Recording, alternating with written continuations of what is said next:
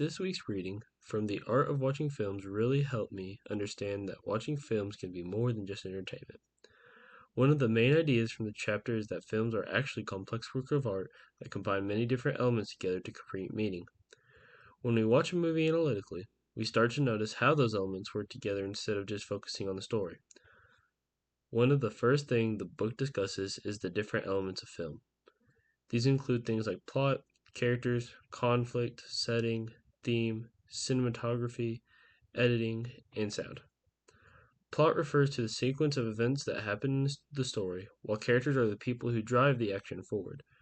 Conflict is essentially or especially important because it creates tension and keeps the audience interested. Without some type of conflict, the story would probably feel boring or incomplete. Theme is also really important because it represents the deeper meaning of message of the film. Many films explore themes like love, power, justice, or identity, and those themes help give the story a deeper purpose beyond just entertainment. Another prompt that connects to the reading is the different types of films. Films can be categorized into different genres such as drama, comedy, action, horror, science fiction, and documentaries. Each type of film has its own style of storytelling approach.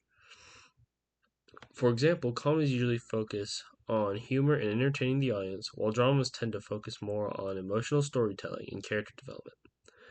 Documentaries are also interesting because they present real events or real people, but they still use many of the same cinematic techniques as fictional films.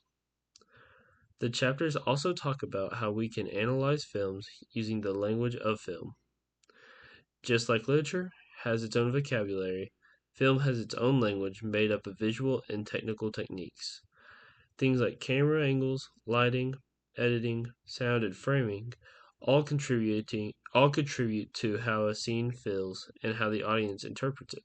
For example, a close-up shot might be used to show characters' emotions, while darker lighting might create suspense or tension. When we understand these techniques, we can start to see how filmmakers guide the audience reactions and communicate ideas visually. Another question that stood out to me is what makes a good film? In my opinion, a good film combines several elements successfully. It should have an engaging story, strong characters, and a meaningful theme that connects with the audience. But it also needs good technical filmmaking, like effective cinematography, editing, and sound design.